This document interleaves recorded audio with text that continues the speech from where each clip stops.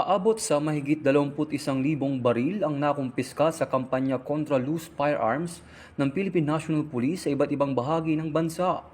Mula Enero 1 hanggang Oktubre 2 taong 2025, umabot na sa 21,597 na baril ang nakumpiska na samsam o kusang isinuko sa buong bansa. Kasabay nito ang 9,044 na katao ang naaresto dahil sa mga kasong may kinalaman sa ilegal na baril, habang 7,759 na baril ang voluntaryong isinailalim sa pag-iingat ng otoridad. Ang kampanya ay pinalakas sa pamamagitan ng pagbuo ng Special Task Force on the Disbandment of Private Armed Groups sa pangunguna ni Police Lieutenant General Edgar Alan Ocubo ang Deputy Chief PNP for Operation. Kasabay nito ang pag-deactivate sa 5 area police commands.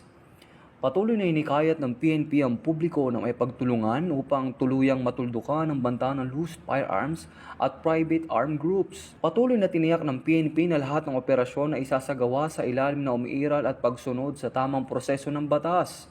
Inihikayat din ito ang publiko na may pagtulungan sa mga otoridad sa pagbibigay ng impormasyon ukol sa mga loose firearms at private armed groups.